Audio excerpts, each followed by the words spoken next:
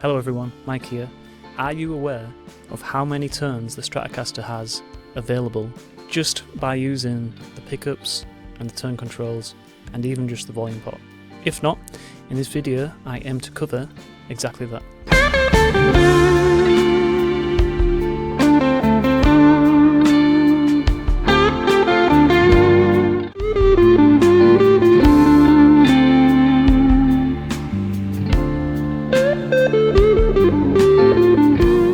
These are the kind of things you can look at before you even tweak one thing on an amplifier, before you introduce pedals and all that good stuff.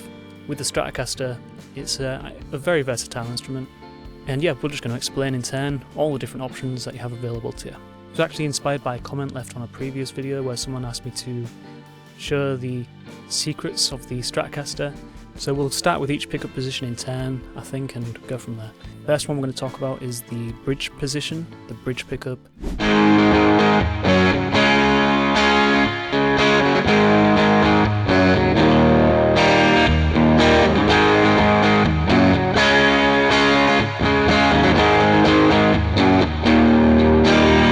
So the bridge pickup, at its core, at its essence, gives you a brighter, more cut-in sound. I would say it's the pickup that a lot of guitarists default to, especially when they're trying to cut through a mix or when they're doing a lead guitar solo in the middle of the song.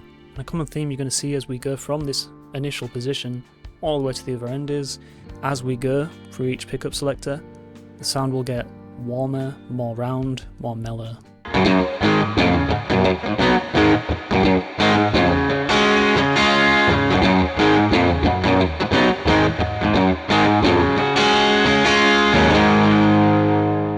So when we move to the next pickup position, this is the first of the in-between positions, that is bridge/middle. And these in-between positions tend to have a very unique character to them. This particular one almost has a quacking style quality to it.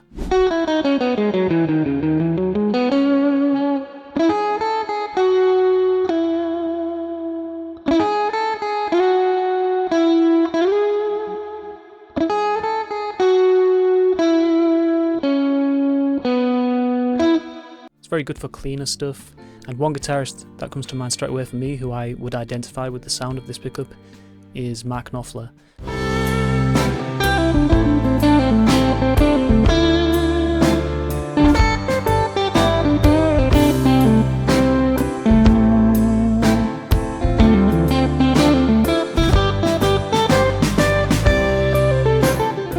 So the middle pickup is probably the one that I use the least.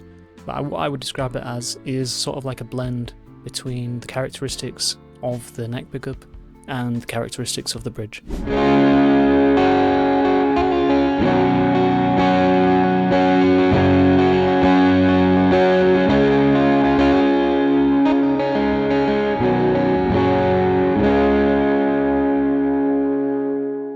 Next we have position 4. This is the neck/middle pickup, it's between the two. So it has characteristics of both. This one has a very glassy kind of sound, very kind of mellow but not quite full-on round sound.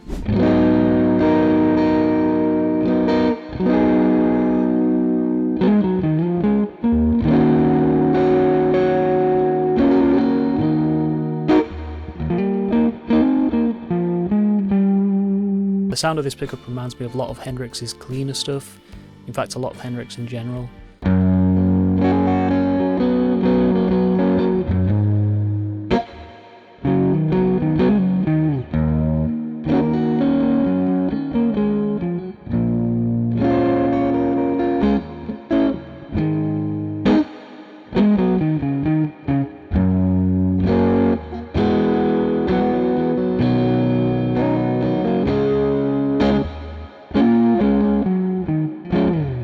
And then finally we arrive at the neck pickup, which, as I've alluded to, it has this very mellow, warm kind of vibe to it. And this is perfect for like smooth leads, ballads, whatnot. Again, Hendrix comes to mind as someone who used the neck pickup a lot. This is the pickup I'd use if I was playing anything a bit more jazzy as well.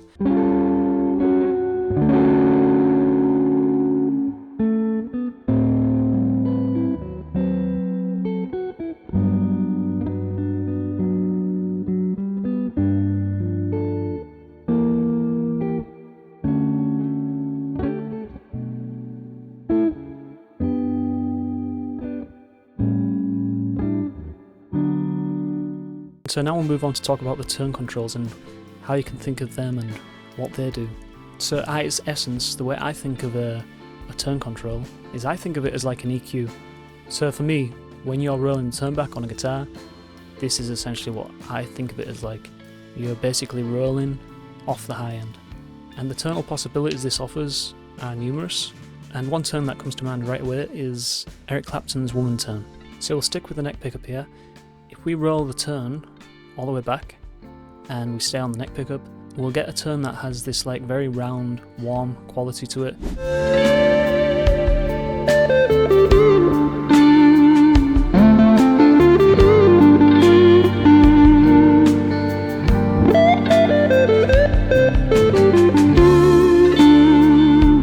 You get this very smooth, almost vocal-like sound, which is great for lead playing. And I think this is a turn that's really worth highlighting because it's a great example of an extreme use of using the turn controls and the pickups to get a unique sound. So hopefully what you're going to take away from this video is you should really start experimenting with these things more, because each pickup and turn combination has its own unique sonic character, and the more you experiment with these, the more unique a sound you'll get. And once you combine these techniques with, dialing in super specific turns on the guitar, with then introducing your amplifiers, your pedals, whatever else it might be, that's when you start to get these really cool, interesting turns, and you'll get a lot more from one guitar than having several doing this. There is just one more thing I'd like to talk about, which is how you can use your volume switch as well.